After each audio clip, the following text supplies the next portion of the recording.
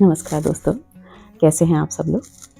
चलिए आज मैं एक बहुत ही फेमस दोहा बोलूँगी कबीर बाबा का। उसको सुन के आप लोग समझ ही जाएंगे कि आज किस टॉपिक पे बात होगी। चलिए शुरू करते हैं। गुरु गोविंद दो खड़े, काके लागू पाएं, बलिहारी गुरु आपने गोविंद दियो बताए। जी हाँ, आज का टॉपिक है इम्पोर्टेंस ऑफ टीचर। एक अच्छे गुरु का महत्व हमारी जिंदगी में। कबीर बाबा कह रहे हैं कि यहाँ पे गोविंद और गुरु दोनों खड़े हुए हैं, तो उनमें से सबसे पहले मैं गुरु को चुनूंगा। क्यों?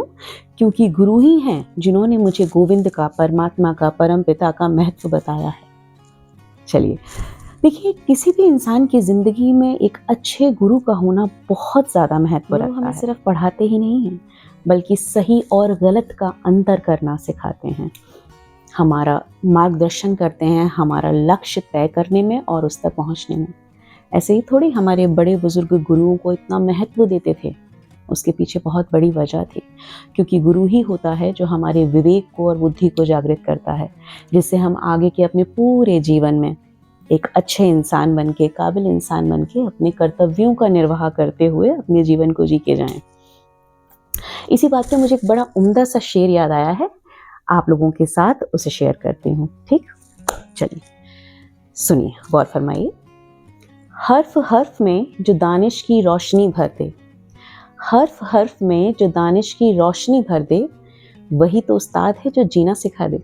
मैं आपको थोड़ा समझा देती हूँ। हर्फ का मतलब होता है शब्द, वर्ड जिनको कहते हैं, और दानिश का मतलब होता है ज्ञान, नॉलेज, और उस्ताद गुरुजी। जी हाँ, यही सच है।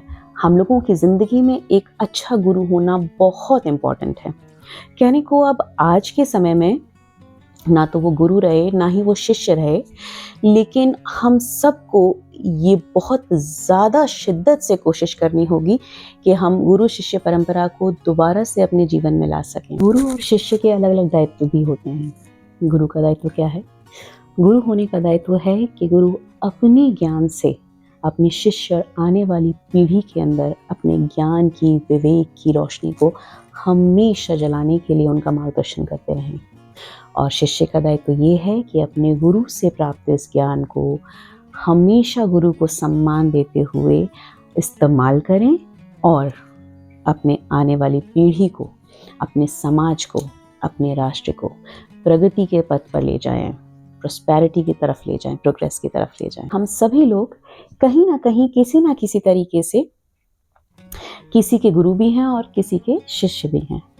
तो चलिए आज हम सभी लोग खुद से ये वादा करते हैं कि अपने गुरु होने की और शिष्य होने की जिम्मेदारियों को पूरी ईमानदारी से निभाएंगे, जिससे हम कल अपनी आने वाली पीढ़ी के लिए एक खूबसूरत दुनिया तैयार कर सकें।